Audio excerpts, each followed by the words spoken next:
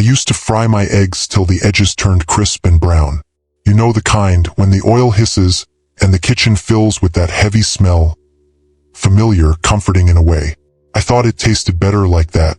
Back then, I didn't think much about the how. Just that I'd been doing it for years, and nothing had happened yet. But life has a strange way of catching up to you. Not all at once, but in whispers. You start to notice that the things you used to do without a second thought now ask for explanation, because your body begins to question them.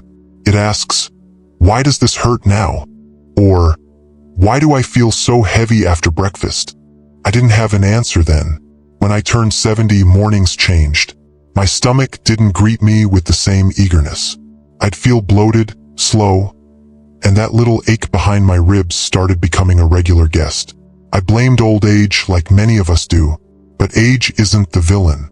Sometimes it's just the teacher pointing out what we refused to see earlier. One morning, I stood in front of the stove, cracking open an egg like I always had. The shell had a tiny fracture, barely visible, but I used it anyway. Habit, convenience, and maybe carelessness disguised as familiarity. That day, I spent the afternoon curled in bed, nauseous and uneasy. It wasn't food poisoning, not the dramatic kind you hear about. Just a lingering discomfort that made me feel off balance. My daughter, bless her heart, said, "Dad, maybe it's the eggs." I laughed.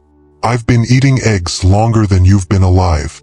But later that night, I sat at the kitchen table, holding one in my palm, and for the first time in decades, I looked at it. Really looked. It's funny how something so small, so ordinary, can hold both nourishment and danger, depending on how you treat it. You see, when we were younger, the body could take a hit or two. Overcooked oils, stale ingredients, a half-spoiled egg? No problem. We had the fire of youth to burn through it. But that fire dims with age. And suddenly, what we once brushed off becomes a burden too heavy for our bodies to carry. I started thinking back. How often I just leave my eggs on the stove too long. That sulfur smell. I thought it was normal. That's just boiled eggs, I'd say. But I didn't know it meant the nutrients were gone. Worse, that something toxic had formed in their place. My grandson is into science. One day, he told me about something called oxidation and cholesterol damage. I couldn't spell it, but I understood it when he said, "Grandpa, it's like when metal rusts. It looks the same, but it's not strong anymore." And it hit me how often I'd done that to my food, and my body too. So I tried something different. I turned the flame down, let the eggs cook slower, softer, poached them gently. At first, I missed the sizzle, missed the crunch, but in exchange, I got something better. I didn't feel heavy after breakfast. No more indigestion, just lightness. The kind that lets you walk without dragging your feet. Sometimes wisdom isn't about doing more. It's about doing less, but doing it with care. And care, well, that's something I had to relearn in the kitchen. Not because I suddenly became a health expert, but because I realized the body I have now deserves more gentleness than the one I had at 40. That lesson didn't come from a book or a doctor. It came from watching my old friend George. He used to make eggs in bulk, scrambled, packed into containers, lined up in the fridge like little soldiers. Said it saved him time, but he'd get stomach aches every week. Thought it was just age again. Until one day, he told me he'd started storing them in sealed glass jars instead of plastic. Ate them within 2 days, not 5. And just like that, the aches stopped showing up. It's strange, isn't it? We spend decades doing things a certain way. And then one small change, just one, can rewrite everything we thought we knew. I guess that's what this chapter of life is really about. Letting go of, "I've always done it this way," and embracing, maybe there's a gentler way now. Because there usually is. And more often than not, it's the quieter choice that brings you peace. You know, not all mistakes make noise. Some of them slip quietly into your daily routine. Like the raw egg I used to crack into my morning smoothie. It started back in my 60s. Some article my neighbor handed me, all about maximum nutrition and natural protein. Figured, why not? I'd always believed in simple food, unprocessed things. What could be more natural than an egg right out of its shell? So I drank it. One a day, sometimes two. Felt proud, like I was doing something good for my body. Until one day I wasn't. I remember that morning too clearly. I hadn't eaten anything strange. Just the usual blend of oats, banana, and that raw egg. But by midday, I was curled up on the couch, cold sweat running down my back, stomach tight as a fist. My daughter insisted we go to the clinic. They ran some tests, asked some questions, and finally said, salmonella. I was lucky it wasn't worse. That shook me. It wasn't just the illness. It was the realization that what I thought was helping me had actually put me in harm's way. That's when I learned about the invisible things, bacteria, contamination, the risks our bodies can't see but still suffer. And the truth is, at our age, we don't bounce back the way we used to. What's a passing discomfort for a younger man can knock us flat for days.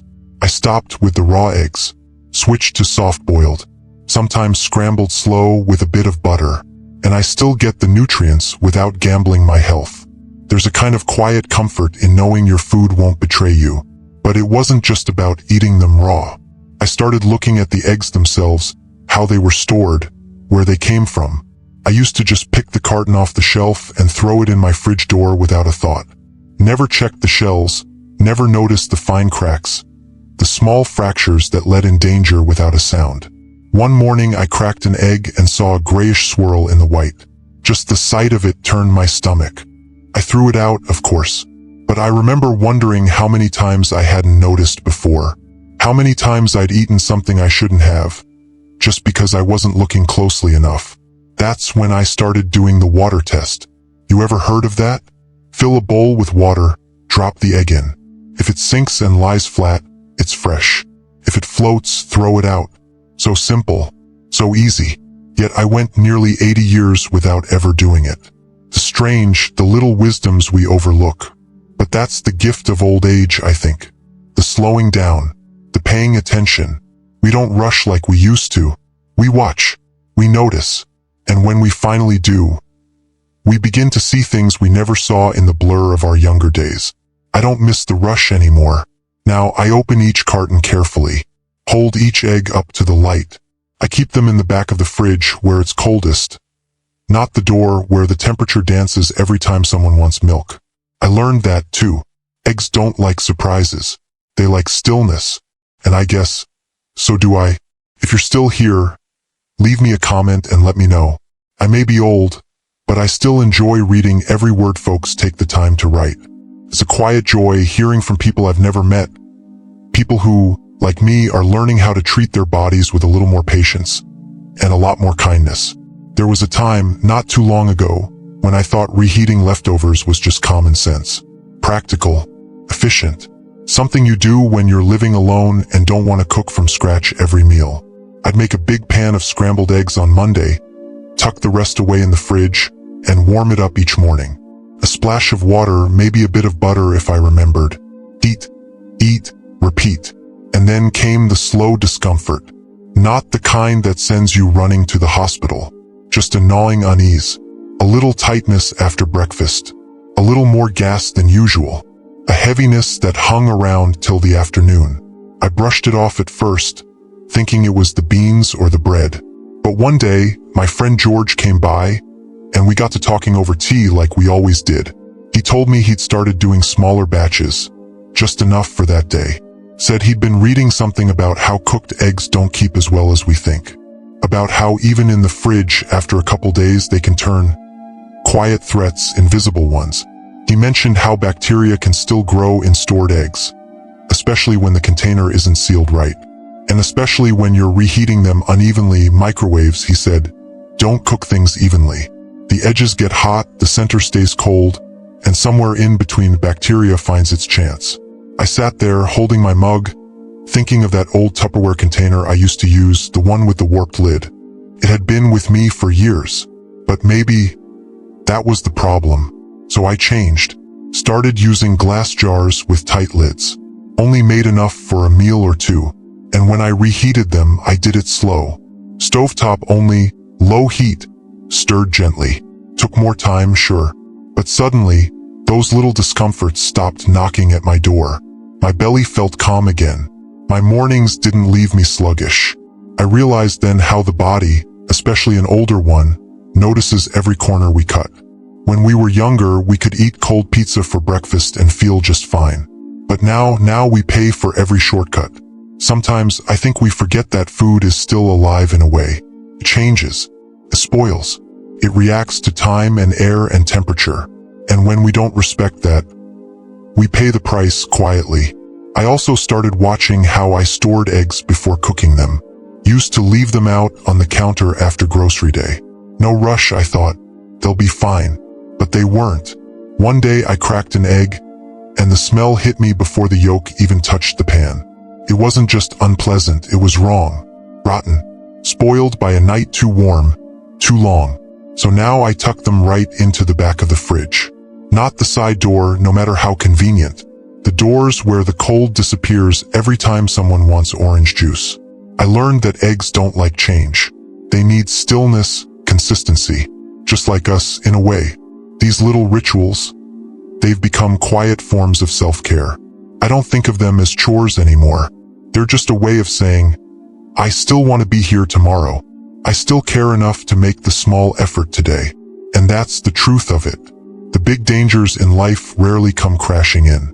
More often, they creep in through routines we've stopped questioning. Through assumptions we made 30 years ago and never revisited. But age, if we let it, invites us to notice again. To slow down. To do things with intention, not just memory. Now, I take more time with everything. The way I store my food. The way I clean the counter. The way I look at an egg before cracking it. I suppose some people might think I've gotten overly cautious. Maybe even a little fussy. But I don't mind. Because at 80, I've learned that being careful isn't about being afraid. It's about being grateful. I remember once, must have been a Sunday morning, reaching into the fridge and noticing a faint crack in one of the eggs, a hairline fracture, barely visible under the fridge light. I held it up, turned it slowly between my fingers, and shrugged. Still good, I told myself. I'd seen worse, so I used it, and maybe nothing happened that day, but I carry the memory of the choice more than the outcome, because that's how it is, isn't it? When you get older, the consequences may come slowly, but the regret lingers longer. Cracked eggs. That's one of those little things no one ever bothered to talk much about. We assume if it doesn't smell, it's fine. If the yolk doesn't look green, it's still good. But I've come to learn that it's not always about what we see. It's about what we can't. A broken shell is an open door. Bacteria doesn't ask for permission. It just enters and waits. I think back to Evelyn, kind woman from church, always brought deviled eggs to every gathering. She took such pride in them too. But one summer picnic, something went wrong. Several folks fell ill. Turned out, some of the eggs she used had cracked during transport, and she hadn't noticed. The inside looked fine, but the shell had been breached. It was no one's fault, really, just an accident. But that day stayed with her, with all of us. Now I check every shell, every time, not because I'm scared, but because I respect what I eat. Because my body deserves that respect too. Same with how I cook them. For most of my life, I used whatever oil was around. Corn oil, canola, even margarine back in the day. I didn't know there was a difference. Oil was oil, right? Wrong. It was Frank who opened my eyes. He was 78 when he switched from vegetable oil to butter and olive oil. Said he read something about oxidized fats and inflammation. I didn't understand all the terms, but I understood his face. He looked better, brighter somehow, less tired after meals. So I gave it a try. I swapped the old bottle of generic oil for a small dish of real butter, extra virgin olive oil on occasion. And I swear, within a week, I noticed it. Not just in my digestion, but in my mood, my energy. I didn't get that sluggish fog after breakfast. I could read a whole chapter in my book without nodding off. It's strange how food can weigh you down. Not just in your stomach, but in your spirit. I used to think all fats were bad. That cooking with butter was indulgent. But now I see that real fats, honest ones, are like old friends. They nourish. They stay with you in good ways. And those highly processed oils? The ones in plastic bottles with promises of heart healthy stamped across the label? They're the kind of friends that smile while slowly wearing you down. The quiet kind of harm. The worst kind. So I cleared the pantry. Gave away what I didn't want to eat anymore. Bought smaller quantities of the good stuff so I'd use it fresh, not rancid from sitting months on a shelf. It made my kitchen feel simpler, lighter, like it too had aged gracefully. Cooking became slower, more deliberate. A little butter melting in the pan. The scent of olive oil warming under gentle heat. It's not just about health. It's about presence. About taking the time to feed yourself well. Not fancy, not expensive, just thoughtfully. We spend so much of our lives feeding others. Kids, spouses, guests, and we forget that we deserve that same care ourselves. Especially now. So when I make my eggs these days, I choose the pan carefully. I choose the oil carefully. And I eat them with both hands around the plate, grateful for the heat, the smell, the taste, and the quiet comfort of knowing I chose well. Not because I had to, but because I wanted to. Funny how something as ordinary as an egg can carry so many lessons. I didn't set out to rethink how I cooked or ate. I just wanted to feel a little better, to stop waking up with that familiar tightness in my gut. That slow cloud in my head that didn't lift till noon. I thought it was just age. Thought maybe I had to accept the heaviness. But it turns out heaviness isn't always a given. Sometimes it's a habit, and sometimes it's an invitation to look closer, to ask questions, to return to the things you've done for years and wonder, is this still serving me?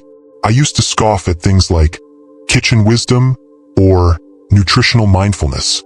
Thought it was all for health nuts or people with too much time. But now I see it as a kind of love, quiet love, the kind that says, you're still here, so care for yourself like someone who wants to stay. There's something sacred in that. It's in the way I crack the egg gently now, listening for that soft split of the shell instead of slamming it against the pan.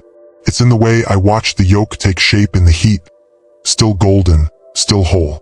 It's in the way I clean the pan slowly after breakfast, humming to myself, feeling no rush to get to the next thing. And maybe that's the biggest change of all, learning not to rush. Learning to let breakfast be more than just fuel. Let it be a moment, a pause, a choice made with care. Some people think wisdom comes from knowing things. I think it comes from noticing things, and then having the courage to change even after a lifetime of doing it differently. At 80, I'm not chasing youth. I'm not trying to biohack my body or pretend I'm 40 again. I'm just trying to treat this old frame of mine with kindness, to honor the miles it's carried me, to feed it like I'd feed someone I love. So if you've been feeling off lately, a little tired, a little heavy, maybe it's not just age. Maybe it's the way you've been cooking, or storing, or choosing without thinking. Maybe your eggs are telling you something. And if they are, I hope you'll listen, because small changes, real butter instead of processed oil, storing your eggs right, cooking them slower, using your eyes and nose and instinct, those changes carry weight. Quiet weight, the kind that adds years to your life, and life to your years. And if nothing else, remember this, you're still here. That means you still get to choose. And that is a beautiful thing. Thank you for sitting with me through all this. If you'd like to return, well, you know where to find me. This space doesn't go anywhere. It's always here, for the quiet ones who still believe that slow mornings, gentle meals, and old stories hold the power to heal.